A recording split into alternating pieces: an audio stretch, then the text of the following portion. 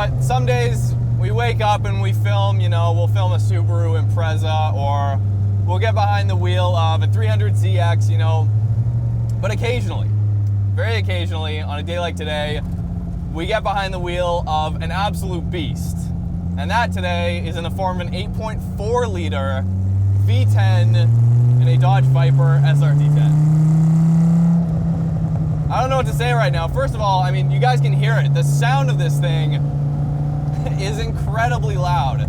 Incredibly loud. It still has stock headers, still got high flow cats, right? So it's not catless, which is here in BC, which is totally fine. Limited production numbers, the biggest naturally aspirated engine ever to be put in a production car. And it's got a long hood, it's still got 3 pedals, even the new one, the new ACR, 3 pedals, all that good stuff. Everything you would come to expect from a raw American muscle car. You look at the tires, it's got 295s on the front. Okay, last week we filmed a Supra with 740 at the wheels and had 275s on the back, okay? So talk about a car that is made for the track, that has what I'm assuming would just be wicked turn-in. The first thing you notice when you get in this car is, you expect a Viper. It's a very raw car, obviously. I was expecting the clutch to just be crazy heavy and stuff. You know what? It's light, it's manageable, it's incredibly smooth. The steering too. The steering's a lot lighter than I would have expected from this car for sure.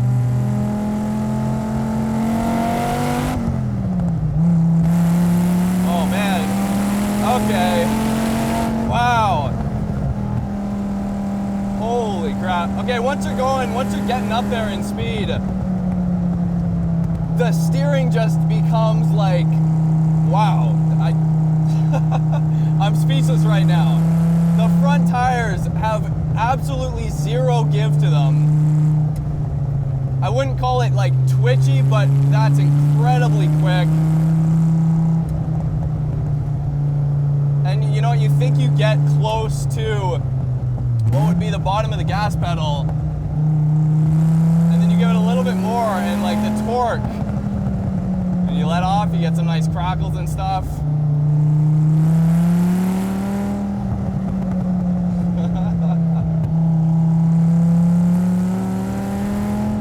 Okay, one thing I just want to drive home for you guys right now, this clutch is like we get into 700 horsepower cars, and I've been in cars with like the clutch is just an on-off switch, right? And it's just undrivable for the street, but... Whoa, okay. 3,500 RPM even, and you're like foot halfway down.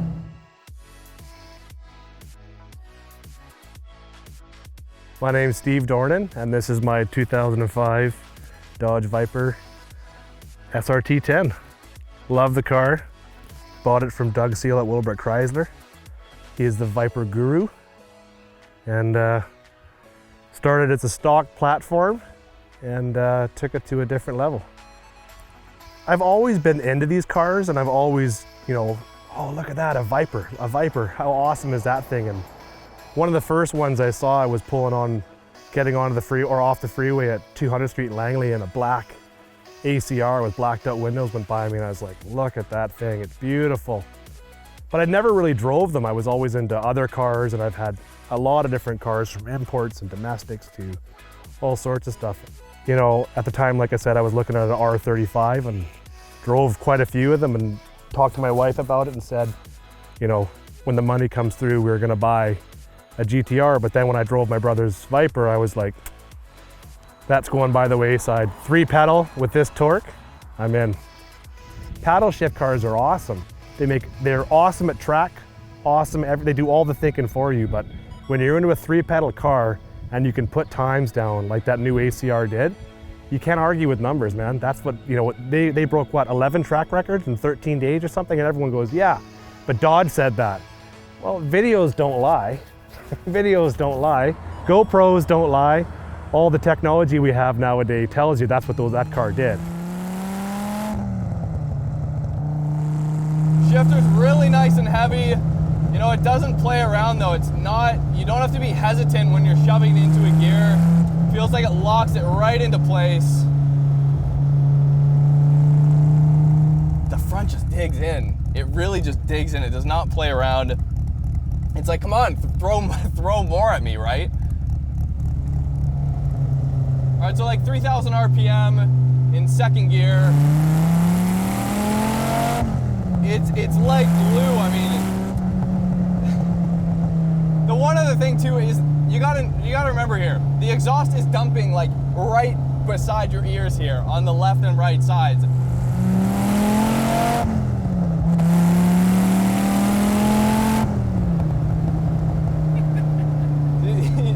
It's really smooth.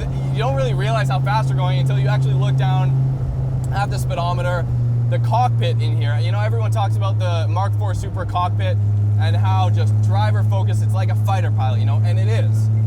This is like the American version of that, essentially. You've got just a really big tack here, but the thing is on this car, you've got, it looks like a GT car from the inside. The fenders are unlike anything you've ever seen. I mean, it's got the shape of a dragon up there. The red inside matches the red outside. It's really cool. It's a really cool experience. And you know what? It's one of the easiest cars I've ever driven. One of the easiest, like for the power numbers that this car is putting down, it's really simple to drive. Really easy.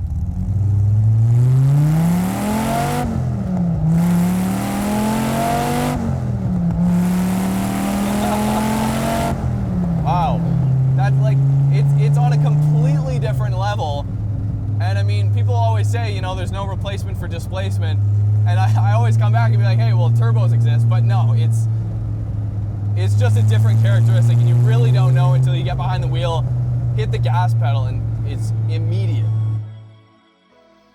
So what I did was I phoned Todd at ANC Performance.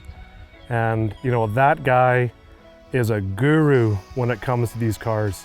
The knowledge that he had was, I want to say, extreme, because he knew everything. The guy was telling me things, and I've built cars and built motors, and he was telling me things that I'd never even thought of. And what I said to him was, obviously, I'm a big fan of autocrossing and tracking the car, and I went to the Area 27 poker run this year and walked the track, and I said to him, I said, listen, the biggest thing for me is I want a track-ready car.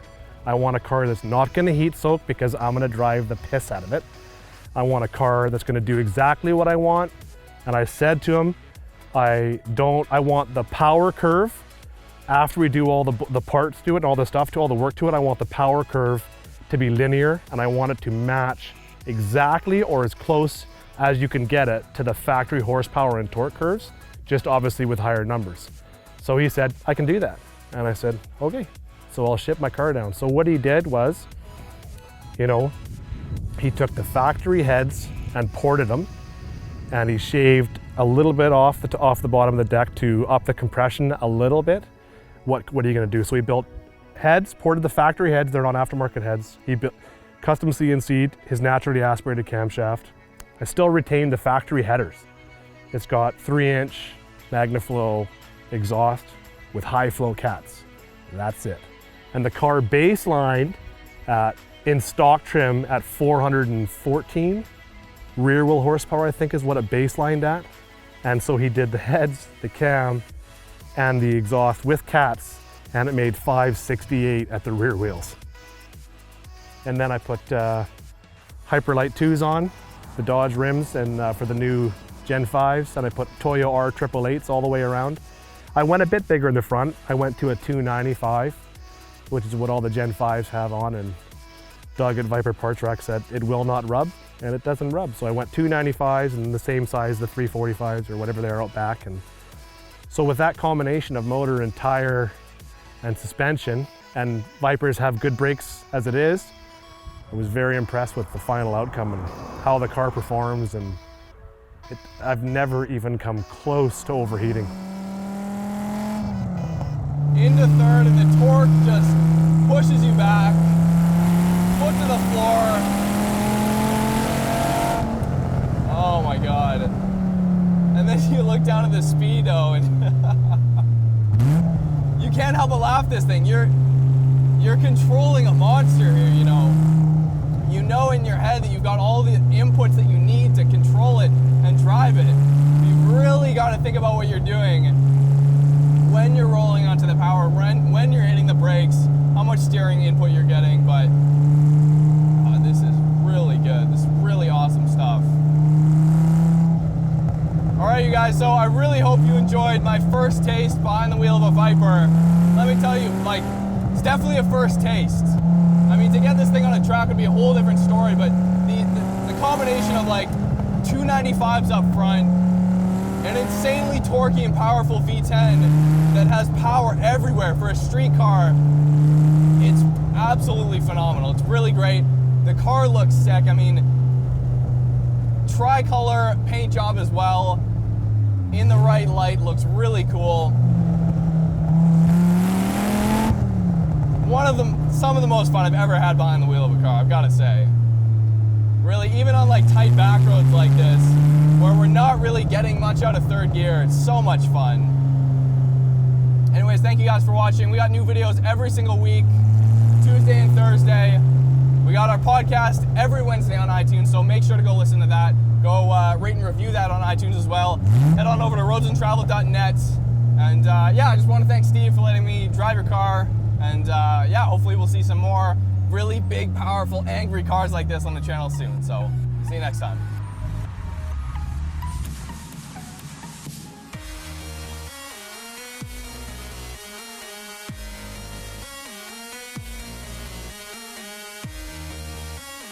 Yeah, I'm going to be driving this car on the track. I'm just waiting to hear back what I have to do cage-wise, because I don't really want to roll cage the car.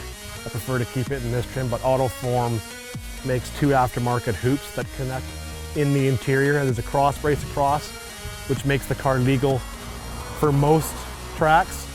So I'm waiting to hear back from that, but definitely if that's a go, this will be the car that will be at the track. And the corner I'm looking forward to the most, I can't remember what turn it was. It's the one where you go down and then you go up and it banks left.